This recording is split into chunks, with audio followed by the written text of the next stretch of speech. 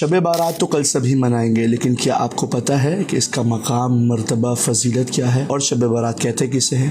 چلیے بتاتا ہوں۔ 15 شعبان کا دن مسلمانوں کے 12ویں امام مہدی عجل اللہ تعالی فرج شریف کی ولادت کا روز ہے۔ سب سے پہلے آپ تمام مومنین و مومنات کو ولادت بسعادت یوسف زہرا بہت بہت مبارک ہو۔ حدیث کے مطابق شب 15 شعبان کو شب برات بھی کہا جاتا ہے، اور یہ شب برات شب قدر کے بعد افضل ترین راتوں میں شمار ہوتی ہے۔ بالعموم تمام مسلمان اور بالخصوص شیعہ اثنا عشری اس شب کو بیداری اور عبادت کی حالت میں گزارتے ہیں۔ کوئی اگر یہ سمجھتا ہے کہ شب برات فقط شیعوں کے ساتھ خاص ہے تو ایسا نہیں ہے، بلکہ تمام مسلمان اس رات کی فضیلت کے قائل ہیں۔ ایک روایت میں ملتا ہے کہ شب 15 شعبان میں جبرائیل نازل ہوئے اور رسول خدا صلی اللہ علیہ وآلہ وسلم کو جگایا، یعنی کہ نیند سے بیدار کیا، اور آپ حضور صلی اللہ علیہ وآلہ وسلم سے قرآن کی تلاوت کرنے اور دعا و استغفار کی سفارش کی۔ اسی طریقے سے رسول خدا کی زوجہ نقل کرتی ہے کہ میں نے اس رات میں رسول خدا کو طولانی سجدے کرتے ہوئے پایا۔ تمام ائمہ، امام علی ابن ابی طالب، امام جعفر صادق، امام زین العابدین اس رات کو جاگ کر بسر کرتے ہیں۔ بالآخر وجہ کیا ہے؟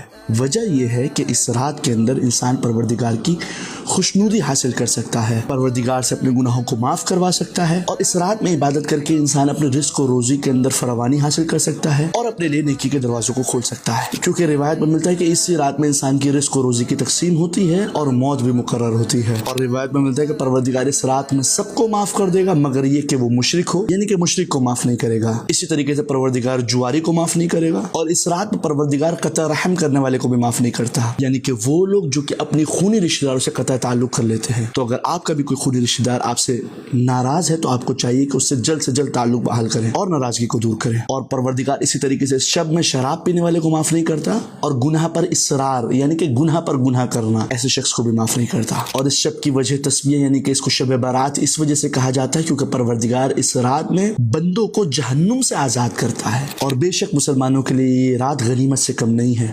تو جتنا ہو سکے مومنین و مومنات کے ساتھ اس پیغام کو شیئر کریں تاکہ لوگ جب اس شب کے اعمال انجام دیں تو وہ اعمال معرفت کے ساتھ انجام دے سکیں، اور یہ پیغام مومنین کے ساتھ شیئر کریں تاکہ آپ بھی ان کے ثواب میں شامل ہو سکیں۔